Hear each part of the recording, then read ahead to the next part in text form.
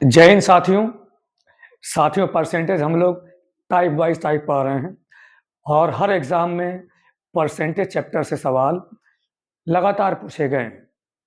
अब जैसे आपका ये एसएससी जीडी है, SSC CHSL, CGL, CPO, state government के एग्ज़ाम और high court clerk steno, Delhi police, हर एग्ज़ाम में परसेंटेज चैप्टर से प्रश्न लगातार आते हैं।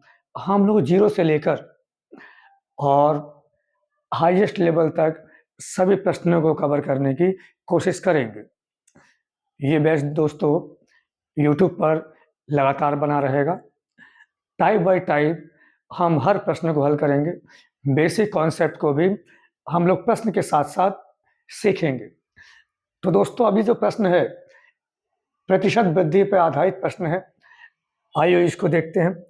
दोस्तों अब जैसे मान लीजिए कोई वैल्यू मान लीजिए कि 5 है, 5 से बढ़ के और ये वैल्यू दोस्तों 8 हो गई। मान लीजिए कोई वैल्यू 5 है, 5 से बढ़ के ये दोस्तों 8 हो गई। तो यहाँ दोस्तों वृद्धि कितनी हुई? तो यहाँ दोस्तों वृद्धि कितनी हुई? ये वृद्धि 3 की हुई। अब इसी का निकालना है परसेंटेज। तो इसी में हम 100 से गुणा करेंगे। ये वृद्धि किस में हुई? ये वृद्धि 5 में हुई, तो हम 5 से इसको भाग देंगे दोस्तों। तो यहाँ से 20 तिया 60, 60% की वृद्धि आ गई।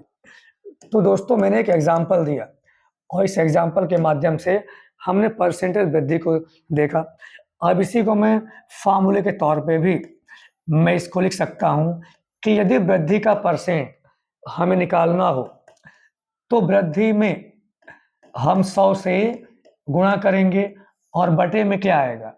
बटे में आएगा दोस्तों छोटा मान, क्योंकि वृद्धि हमेशा छोटे मान के सापेक्ष होती है। तो ये परसेंट का नियम होता है, जिस चीज़ का परसेंट हमें निकालना हो हम उसमें 100 से गुणा करते हैं और जिसके साथ हमें परसेंट निकालना हो हम उससे भाग देते हैं। तो दोस्तों वृद्धि परसेंट हमें निकालना है, तो 5 से वैल्यू 8 हो गई, 5 से वैल्यू 8 हो गई। तो यहाँ वृद्धि 3 की हुई, 3 गुणे 100 और ये वृद्धि छोटे मान 5 में हुई, हमने इसलिए बटे में 5 किया। तो दोस्तों ये वृद्धि परसेंट निकालने का कॉन्सेप्ट है। अब आइए सवाल को देखते हैं। तो दोस्तों हमारा सवाल क्या है? सवाल दोस्तों क्या है? सवाल ये है कि ए का वेतन, यहाँ दोस्तों सवाल ये है कि जो ए का वेतन है ये बी से कितना अधिक है। यहाँ दोस्तों प्रश्न में है कि ए का वेतन बी के वेतन से 50% अधिक है। दोस्तों मैं ए और बी के वेतनों का मैं अनुपात बना लूंगा। अगर बी का वेतन 100 है, अगर बी का वेतन 100 है, 100 का 50% होगा 50, तो 100 में 50 अधिक ए का वेतन कितना हो गया? ए का वेतन हो गया दोस्तों ये 150 हो गया। अब यहाँ 50 दूनी 100 और 50 तिया 150, ये आ गया रेशियो दोस्तों। अब बी का वेतन ए से कितना कम है? तो दोस्तों बी का वेतन 2 है और ए का वेतन 3 है। दोस्तों ये बी का वेतन 2 है और ए का वेतन 3 है, तो बी का वेतन ए से कितना कम है? दोस्तों हमें कमी का निकालना है परसेंटेज, कितना कम है? तो 1 कम है। अब इसी में मैं 100 से गुणा करूंगा और किससे कम है? ये वैल्यू किससे कम है? तो बी का वेतन ए से कम है, तो ए की वैल्यू से यहाँ पर हम भाग देंगे। तो दोस्तों सवाल में कहा है कि बी का वेतन ए से कितना कम है, तो बी का वेतन 2 है और ए का वेतन 3 है, तो बी ए से कितना कम है? 1 कम है। मुझे इसी का निकालना है परसेंट। मैं 100 से गुणा करूंगा और ए से तुलना हो रही है तो मैं इसे भाग दूंगा। तो दोस्तों यहाँ भी कॉन्सेप्ट बना कि यदि हमें कमी का परसेंट निकालना हो तो कमी में हम 100 से गुणा करेंगे और दोस्तों बटे में क्या आएगा? बटे में आएगा बड़ा मान, क्योंकि बड़े मान के सापेक्ष ये कमी हुई है। मैं 100 में 3 से भाग दूंगा तो ये आएगा 33 सही, 1/3%। Option number B. अब दोस्तों अगले प्रश्न पे आते हैं। अगला प्रश्न क्या है?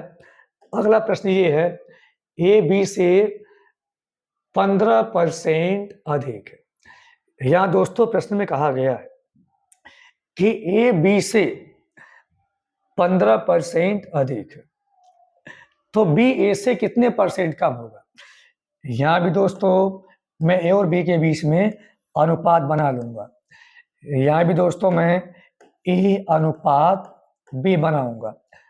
ए का वेतन बी से 15% अधिक है। अगर बी का वेतन 100 है, 100 का 15% 15 होता है, तो बी से 15 अधिक, तो ए की वैल्यू हो गई 115। अब दोस्तों मैं इसको कैंसिल करूंगा, 5 से 20 बार और या 5 से 23 बार, यह आ गया रेशियो। यदि बी की वैल्यू 20 है तो ए की वैल्यू 23 है। ये इस बात का मतलब निकला। अब बी ए से कितने परसेंट कम है? तो दोस्तों बी ए से कितना कम है? बी ए से कितना कम है? तो दोस्तों बी ए से कितना कम है? 3 कम है। तो इसी का निकालना है परसेंट। मैं 100 से गुणा करूंगा। जिस वैल्यू का परसेंट निकालते हैं हम उसमें 100 से गुणा करते हैं। तो ए बी ए से कितना कम है? तो बी ए से 3 कम हुआ, 3 गुणे 100 और बटे में क्या आएगा? बड़ा मान। ए से कम है तो ए की वैल्यू बटे में आएगी। और दोस्तों हमने अभी सीखा कमी गुणे 100 बटे बड़ा मान, तो ये आता है कमी का परसेंट। अब यहाँ 300 में मैं 23 से भाग दूंगा। तो दोस्तों अगर मैं 300 में 23 से भाग दूं, 23 से कम, 23 3 0, 23 3 69, 13 point something. Option number C हमारा आंसर होगा। अब आइए दोस्तों अगले प्रश्न पे आते हैं। अगला प्रश्न ये है, यदि यदि दूध का दाम 60 रुपए, हाँ यदि दूध का दाम दोस्तों 60 रुपए प्रति किलो से बढ़कर 70 रुपए प्रति किलो हो जाए तो एक व्यक्ति को दूध की खपत में कितने परसेंट कम करना होगा ताकि उसका खर्चा समान रहे? तो दोस्तों हम यहाँ पर देखते हैं, हमें यहाँ पे क्या देखना होगा? हमें यहाँ पे ये देखना होगा दोस्तों कि दूध का खर्च, अब ये हमारा पहला खर्च था और अब ये दूसरा खर्च है। तो दोस्तों पहला खर्च है 60 रुपए किलो, यानी पहले दूध हमें 60 रुपए किलो मिलता था और अब वही दूध दोस्तों 70 रुपए किलो हो गया है। दूध का दाम बढ़ गया है। अगर मुझे पैसा उतना ही खर्च करना है तो मुझे कम लेना पड़ेगा, मुझे 1 किलो से कुछ कम लेना पड़ेगा। तो वही मुझे निकालना है। दूध 60 रुपए किलो था पहले, फिर बाद में 70 रुपए किलो हो गया। दूध का दाम बढ़ गया मगर मेरे पास 60 रुपए ही हैं, तो मैं पहले से कुछ सामान, कुछ दूध कम खरीदूंगा। तो दोस्तों मुझे यहाँ भी कमी निकालना है, मुझे यहाँ भी कमी परसेंट निकालना है। हमने अभी सीखा 7 रुपए से हमें 6 रुपए पर जाना है, तो यहाँ कमी 1 की हो गई। कमी गुणे 100, हमेशा कमी बड़े मान के सापेक्ष होती है। इनमें बड़ा मान क्या है? 7 है।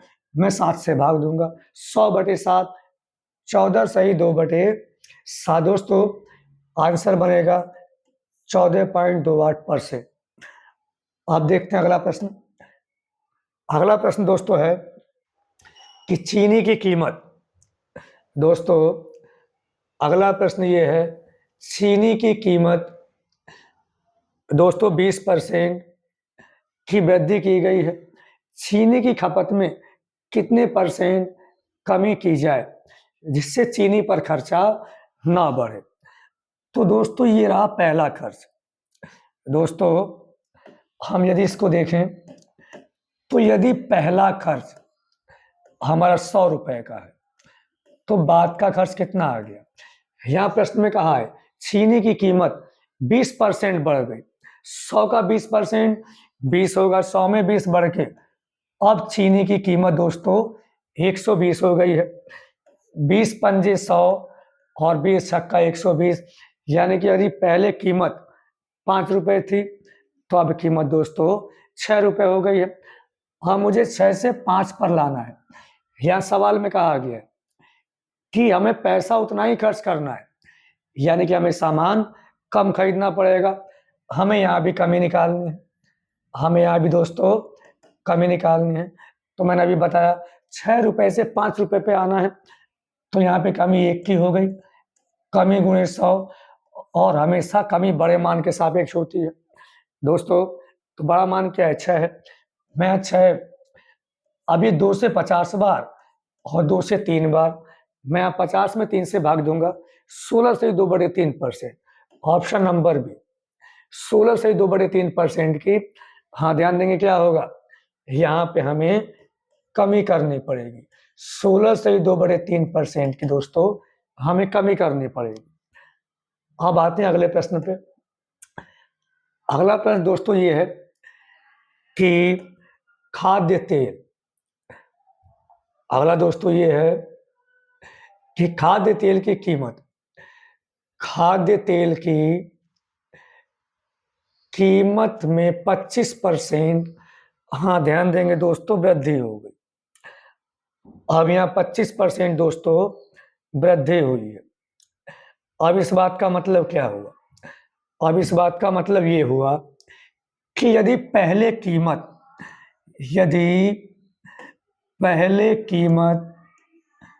अगर ₹100 थी, 100 का 25% बढ़ गया, यानी अब कीमत दोस्तों ₹125 हो गई।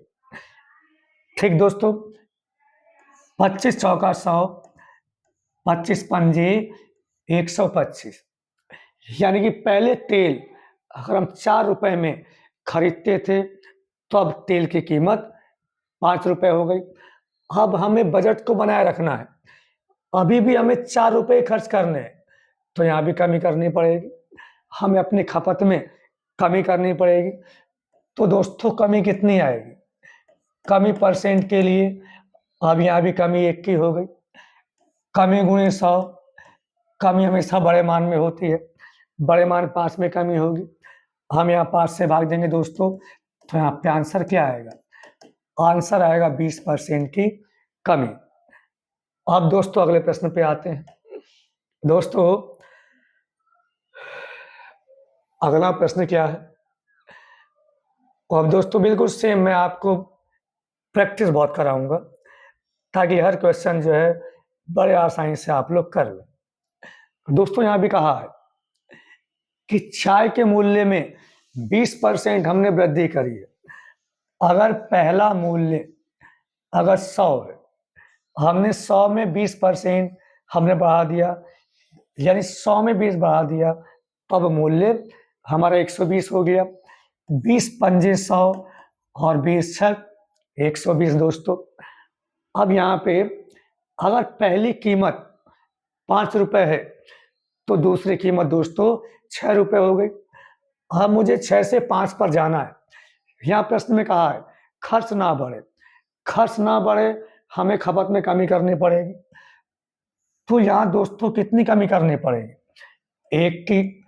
कमी गुणे 100 और बटे बड़ा मान 6 में 100 में 6 से भाग दूंगा, ये आएगा 50/3, 16 से 2/3%। Option number C. अब दोस्तों आते हैं अगले प्रश्न पे। अगला प्रश्न कहा है, अगला प्रश्न दोस्तों हमसे ये कहा गया है अगले प्रश्न में कि खाद्य तेल का दाम यहाँ 25%, हाँ ध्यान देंगे, बढ़ गया है, और इस पे खर्च ना बढ़े। अब इस पर खर्च ना बढ़े, अब हमें खपत में कमी निकालनी। दोस्तों अगर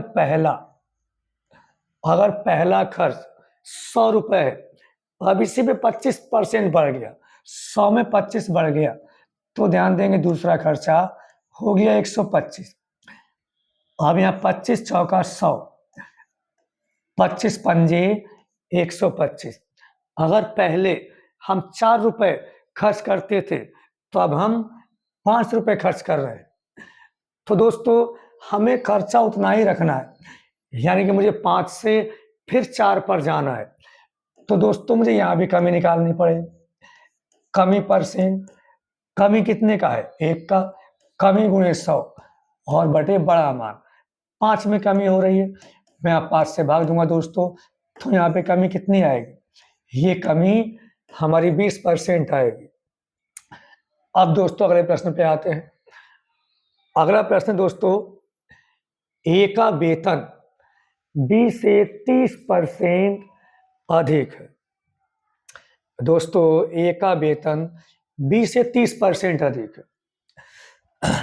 तो दोस्तों ये रहा ए और ये रहा बी। ए का वेतन बी के वेतन से 30% अधिक है। यदि बी का वेतन 100 है, 100 का 30% 30 होता है। अब 100 से 30 अधिक, तो ए का वेतन हो गया दोस्तों 130। ठीक, यहां मैंने अनुपात बनाया, ये 0 कैंसिल हो गया।